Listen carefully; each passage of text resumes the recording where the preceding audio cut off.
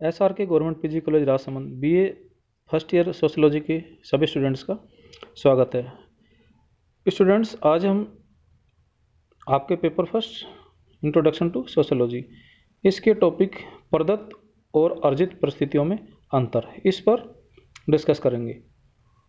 पिछले वीडियो में हमने डिस्कस किया था कि प्रदत्त और अर्जित परिस्थितियाँ क्या हैं और किन किन आधारों पर इनका निर्धारण किया जाता है, और आज हम डिस्कस करेंगे प्रदत्त एवं अर्जित परिस्थितियों में अंतर। जैसा कि हमने डिस्कस किया था पिछले वीडियो में कि प्रदत्त परिस्थिति वो सामाजिक परिस्थिति जो व्यक्ति को समाज से स्वतः ही प्राप्त होती है, अर्थात इसके लिए व्यक्ति को स्वयं मेहनत नहीं करनी पड़ती है, प्रयास नहीं करना पड़ता। और अर्जित परिस्थितियाँ वो परिस्थितियाँ होती हैं जो व्यक्ति अपनी मेहनत से, अपनी शिक्षा से और अपने प्रयासों से प्राप्त करता है। तो अब हम इनमें अंतर को समझेंगे।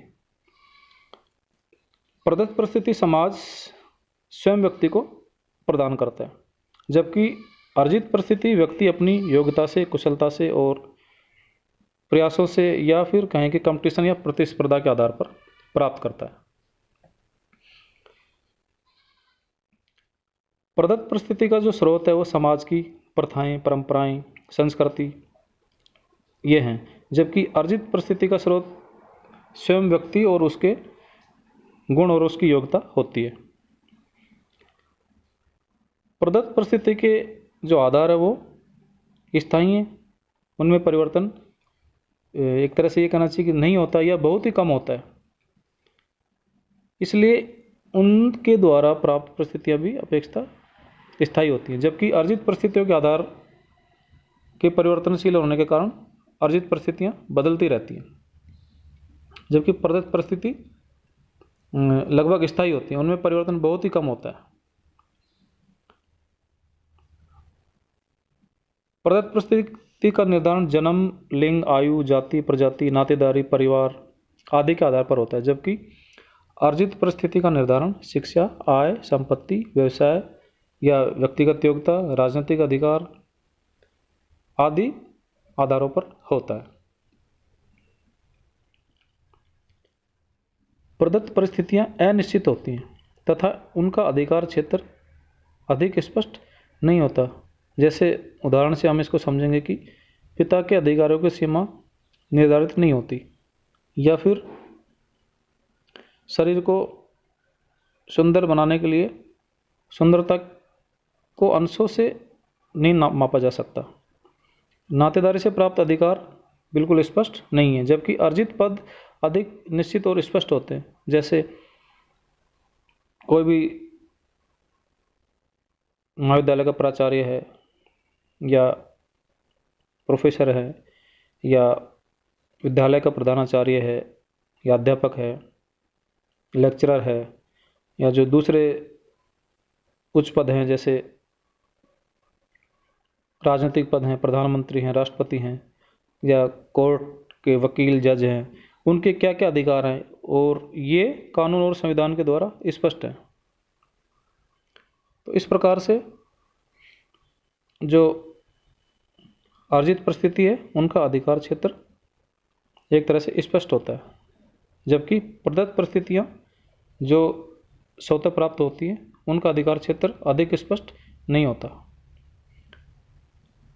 प्रदत्त परिस्थितियों का आदिम परंपरागत समाजों में अधिक महत्व पाया जाता है, क्योंकि वहाँ पर प्रथाओं का और परंपराओं का अधिक प्रभाव होता है। इसके विपरीत जो अर्जित परिस्थितियाँ हैं उनका आधुनिक समाजों में अधिक महत्व है, क्योंकि वहाँ पर व्यक्ति का मूल्यांकन उसके गुणों पर और योग्यता के आधार पर होता है। जो आदिम परंपरागत समाज होते थे तो उनमें प्रदत्त परिस्थितियों का ही अधिक महत्व पाया जाता था, क्योंकि जो प्रदत्त परिस्थितियाँ उनको पीढ़ी दर पीढ़ी मिलती थी तो उनका ही महत्व वहाँ अधिक होता है। जबकि जो आधुनिक समाज है उनमें अर्जित परिस्थिति का अधिक महत्व होता है, क्योंकि अर्जित परिस्थिति के द्वारा ही व्यक्ति अपने स्वयं की मेहनत से, स्वयं के एजुकेशन से, स्वयं के प्रयास से पदों को प्राप्त करता है। और इसीलिए वर्तमान में जो ये आधुनिक समाजों में व्यक्ति का महत्व या व्यक्ति का मूल्यांकन उसके गुणों के, योग्यता के, शिक्षा के और पद के आधार पर होता है। इस प्रकार से आधुनिक समाजों में अर्जित परिस्थितियों का अधिक महत्व होता है। प्रदत्त परिस्थिति और उससे संबंधित भूमिका में सामंजस्य होना आवश्यक नहीं है, जबकि अर्जित परिस्थिति में अधिकांश दोनों में सामंजस्य पाया जाता है। ये फिशर का मानना है। फिशर कहते हैं कि प्रदत्त परिस्थिति और उससे संबंधित भूमिका में सामंजस्य होना आवश्यक नहीं है। जो प्रदत्त परिस्थिति होती है, यानी व्यक्ति को समाज से जो स्वतः प्राप्त होती है या पीढ़ी दर पीढ़ी जो स्वतः प्राप्त होती है, और उससे उस परिस्थिति से संबंधित जो भूमिका होती है, जो उसका कार्य होता है, उनमें सामंजस्य का होना आवश्यक नहीं है।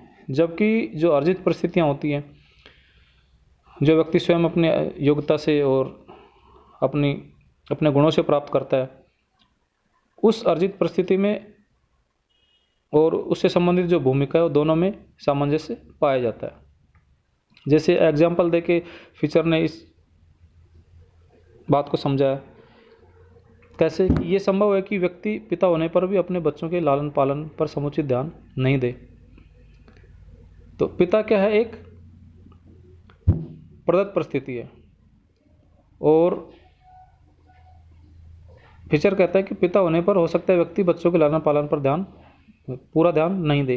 किंतु ऐसा नहीं होता कि जो प्रशिक्षण प्राप्त जो डॉक्टर है या टीचर है, प्रोफेसर है, या दूसरे जो प्रशिक्षण प्राप्त जो पद हैं, वो उससे संबंधित कार्यों को नहीं करे।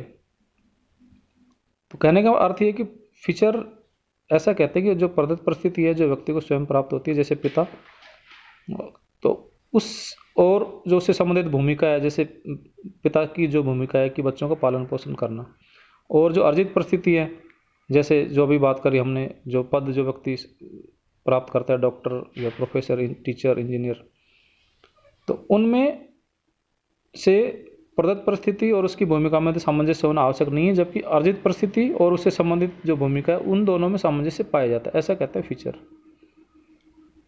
तो ये कुछ अंतर थे प्रदत्त और अर्जित परिस्थितियों में। तो इस प्रकार से आज की क्लास में हमने अध्ययन किया प्रदत्त और अर्जित परिस्थितियों में अंतर। Thank you.